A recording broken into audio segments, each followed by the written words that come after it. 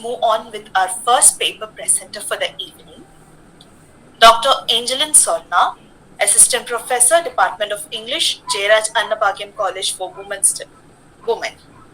She did a PhD in Holocaust Women Life Writing at Bharathasan University, Trichy. Dr. Angeline Sorna has presented research papers in various seminars and conferences, and she has written and published papers for the UGC Care Journals too.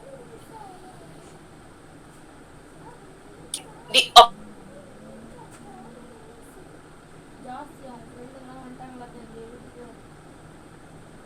of post-Holocaust peace contains that while lessons from the war often seems forgotten or rendered obsolete, they are indispensable for post-genocide peace building.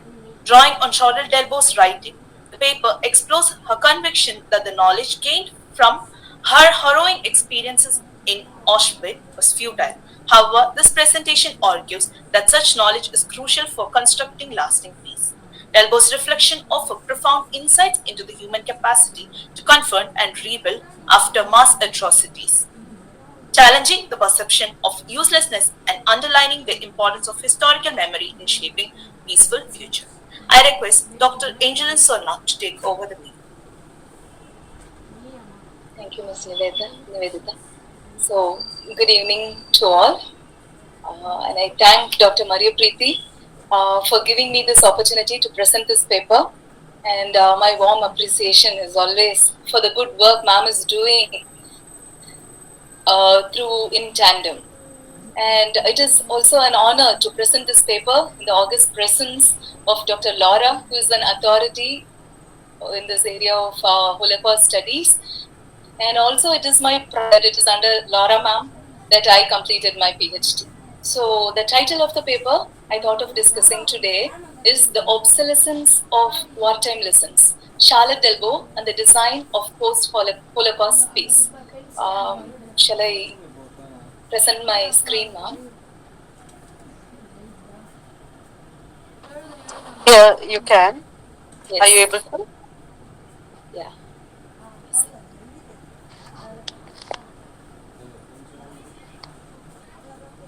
Is it visible? Yes.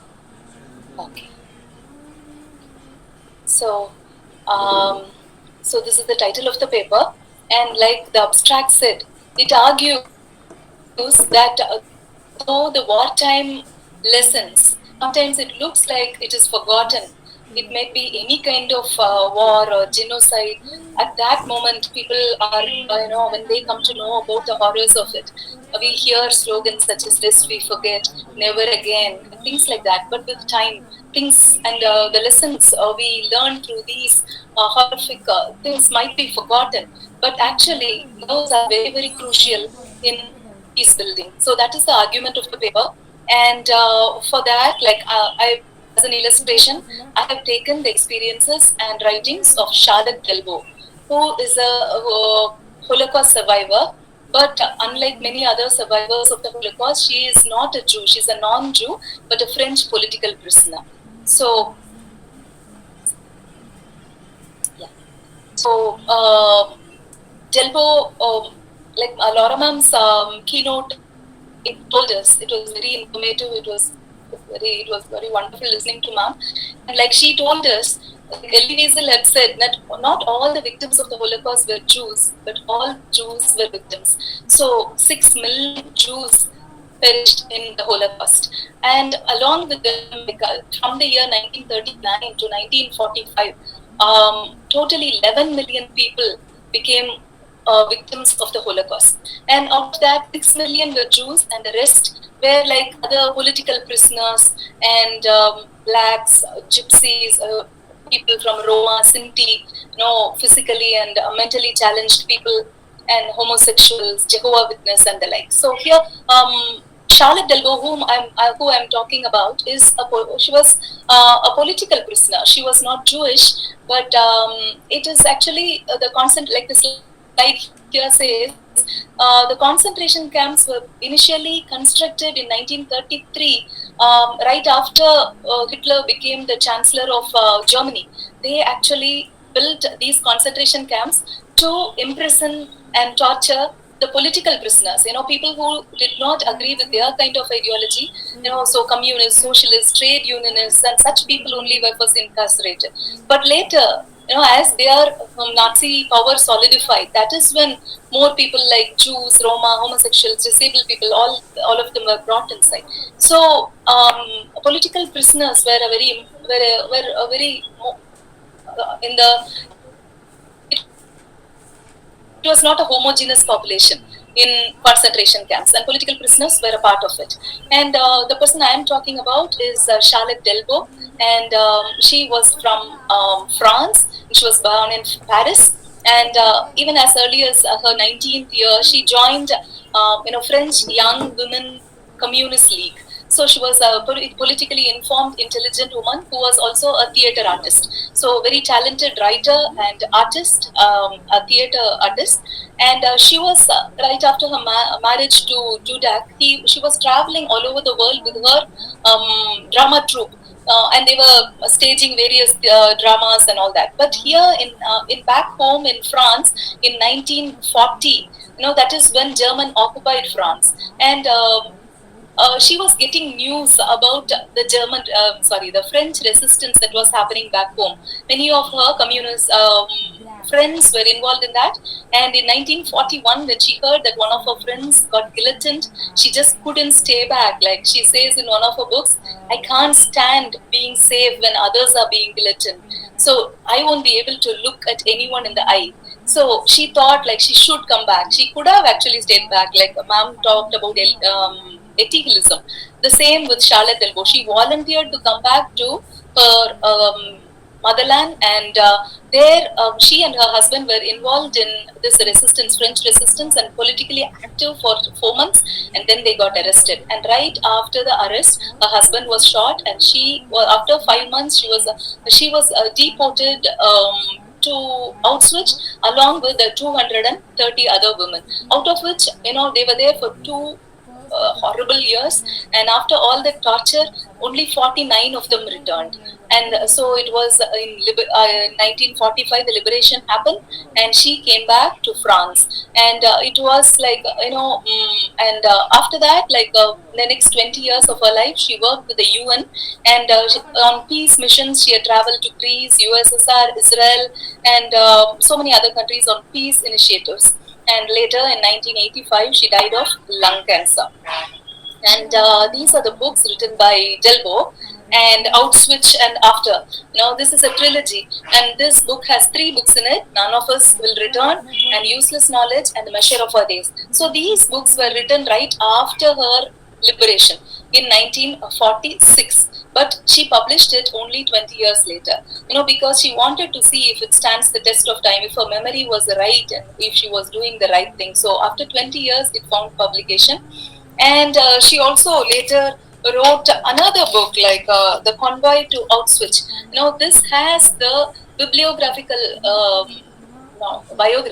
biographical details of the 230 women who were in that convoy. So she didn't want not even one person from that convoy to get forgotten. So she took it as a mission to collect the details about their lives, and she published this. And this is the final book before posthumously published, The Days in Memory, and this I shall be talking about very soon. So she has also written other plays in English and France, and many of them were staged also. So in her writings, what do we find? They are very, they are like postmodern, like fragmented, and Langer calls it, it's alarmingly beautiful, aesthetics of agitation. It's so beautiful, but at the same time, it will make you feel the pain. It's a very traumatic to even read what she writes. So it also offers a very rare perspective of a non-Jew. So many of the testimonies we usually find are written by Jewish, like ma'am said, Zakar, remembering is a part of Jewish culture. But so many of them, overcoming their trauma, they try to write it.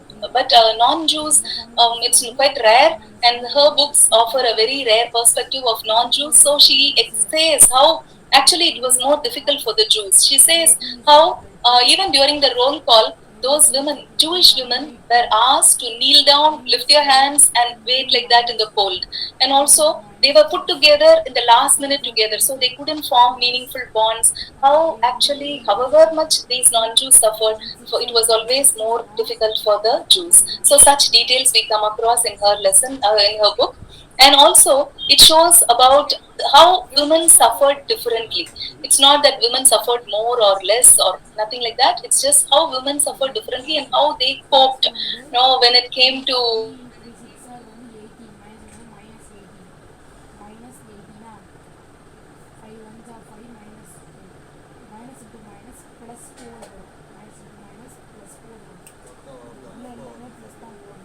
making.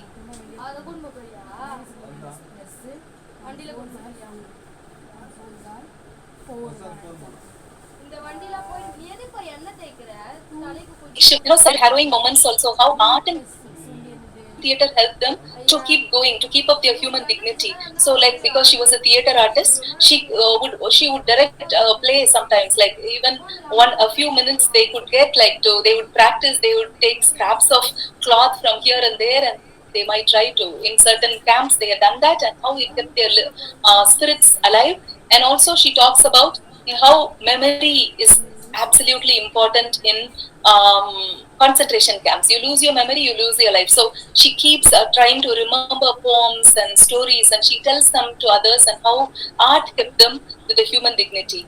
And the final thing about, and the most important thing about her books are, like, she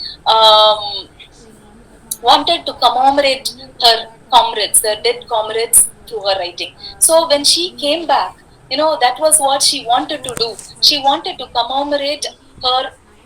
That was one of the reasons she wanted to survive. She wanted to come out and talk about the dead people, who meant a lot to her. She didn't want the memories to get erased. But when she came out, she understood that she could not convey that in words. She had a terrible problem, like just a word, just lack of vocabulary. There's something as simple as thirst. The way we use it, I feel thirsty, let's go to a cafe. And then, like, she says, if you call that thirst, and I have to call something terrible, like, which I had to cope with, like 3 days without a drop of water. If that is also, so such difficulties were there. So she finally, so what I want to talk about here is, in this book, Outswitch and After, the second book is called Useless Knowledge. The title of the book itself is Useless Knowledge. So she says, when you are an inmate of a concentration camp, you gain a lot of knowledge there, facing death face to face. But then that knowledge is absolutely useless.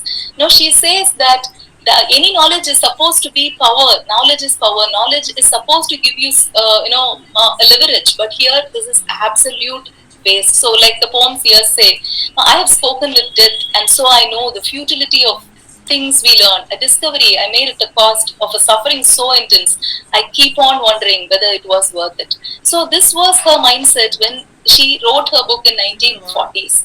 But I want to say, like, even in her own life, how those